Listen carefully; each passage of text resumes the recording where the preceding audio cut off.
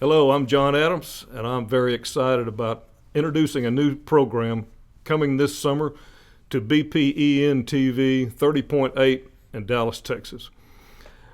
This program's name is Honoring Black Ball, Empowering Others, and a very passionate friend of mine is host for this show.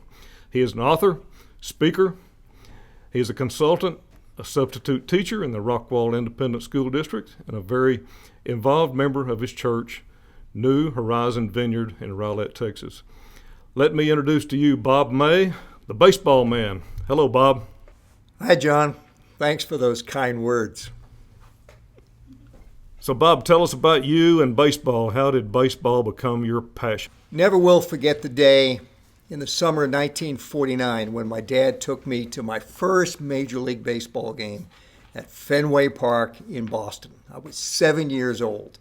Do you know, John, there were at least 4 Hall of Fame ball players in that game.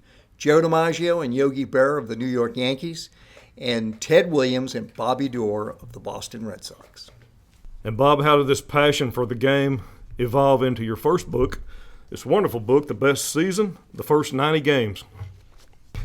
Definitely not according to my plan. I let fear destroy my dream.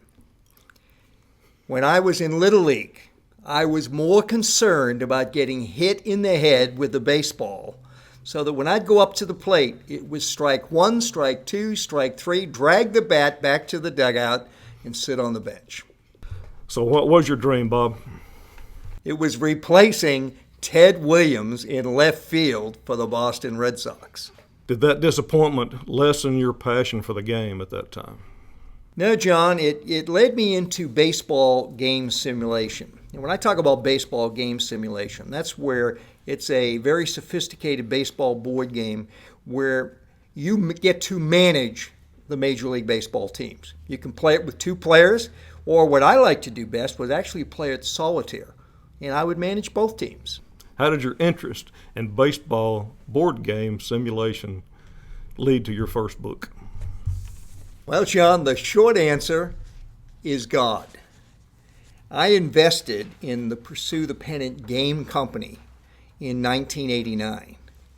But before that happened, God had to intervene twice. First, he moved the company that I wanted to invest into from Wisconsin to North Carolina, which is where my wife and I wanted to live. And then came the second miracle. We were in Massachusetts because I worked in the corporate headquarters for American Optical. And my boss needed to move me into sales management. That gave us the opportunity to move at our expense to North Carolina. Within 2 years, I had become president of Pursue the Pennant. Pursue the Pennant was the best baseball board game on the market. I've played all the great baseball games. So you might ask, what made this game so special? It was the first baseball board game that the players' performance was based on the ballparks that they played in.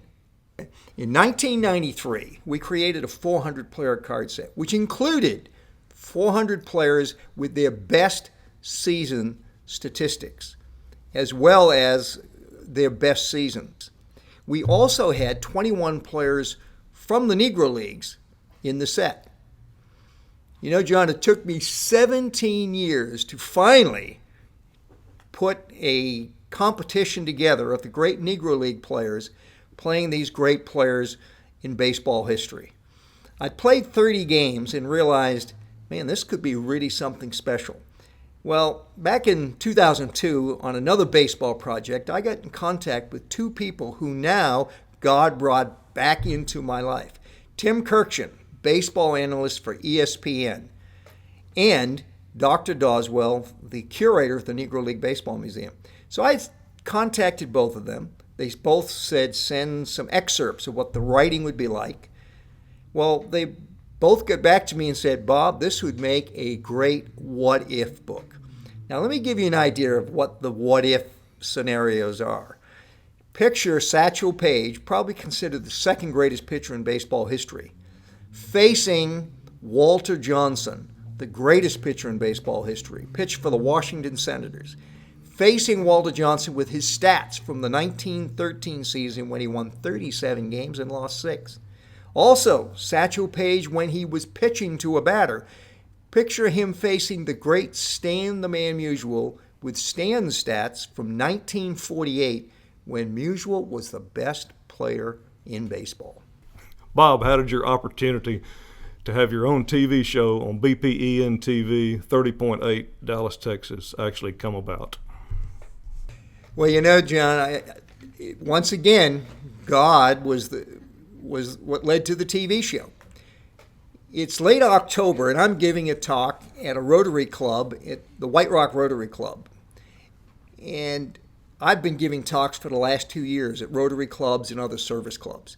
There was a Negro League ball player in this video with me, and I realized that I did a talk for Black History Month with William Blair Jr., a pitcher in the Negro Leagues and known as the Legend in South Dallas. So anyway, I did a Google search to see if I could find out more, and I found there was a new TV station called, it was the Black Premium Entertainment Network, or BPEN TV. They had a Facebook page, so I sent a message, and I got a call from Terry Lowe, the CEO. And he said, they wanted to show a video of Dr. Blair. Well, it turns out that the video that we did for Black History Month, that's the only video of Dr. Blair. So that's how I got the opportunity for the TV show. And we believe that a show that will honor the players from the Negro League, we can use that to empower others. And that's what this TV station's all about. It's a family TV station. Briefly share with us how you believe your program will empower others. It's a very simple concept. We will take a characteristic or trait of a particular Negro League player or owner, team, and use a biblical scripture that'll focus on that trait to start the show off. And then we will focus on that player during the show. And at the end of the show, we will ask our audience 2 questions. 1, what is God showing you from today's show?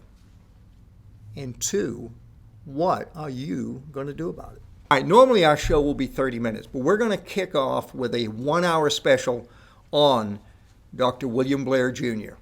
Not only a great Negro League ball player, he was the founder of the Elite News, and he was the man behind starting the Martin Luther King Jr. parade in Dallas in the 80s. Also, he has been a dear friend and mentor of mine for the last 2.5 years of his life. He died a year ago, Easter. A great man. Thank you, Bob May, the baseball man. We look forward to your new program, Honoring Black Ball, Empowering Others, coming late summer this year to BPEN TV, 30.8 Dallas, Texas. If you are interested in being an advertiser on this new show, please follow the contact information on your screen, and we look forward to seeing you at the new program, Honoring Black Ball, Empowering Others. God bless you.